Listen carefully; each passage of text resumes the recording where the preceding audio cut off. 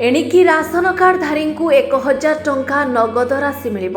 भारत सरकार नुआ योजन जदि आवेदन करना तेबे तुरंत आवेदन प्रक्रिया भाग नियंतु। वर्तमान भारत सरकार एक नुआ योजना आरंभ करने को जाउछंती। एथिरे राशन सह मासिक 1000 टंका प्रदान करा जिवो। तेबे जो नागरिक माने राशन कार्ड धारी सेमाने एही योजना रे आवेदन करि परिबे। वर्तमान सारा देश में अनेक राशन कार्ड ई-केवाईसी प्रक्रिया पूरण होई नाही। एथिपई भारत सरकार एही नुआ योजना अनुଯାयी ई-केवाईसी प्रक्रिया पूरण करने को जाउछंती।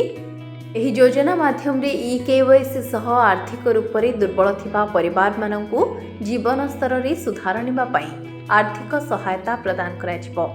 एठारे आर्थिक भावे दुर्बल थिबा परिवार को मासिक 1000 टंका दिया जाई सेमानंकु आत्मनिर्भरशील करने को प्रयास करा जिवो। नुआ वर्ष जनवरी मासरू एही योजना लागू करा जिवो।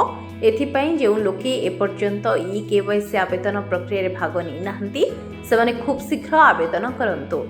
एथिपई डिसेंबर 30 2024 तारीख को आवेदन पाई शेष तारीख भाव रखा जाइछि। जो माने एही अवधि मध्य ई-केवाईसी आवेदन न करंती सेमाने नुआ वर्षरू राशन नेबारू वंचित हेबे। Bureau report RCN Odia.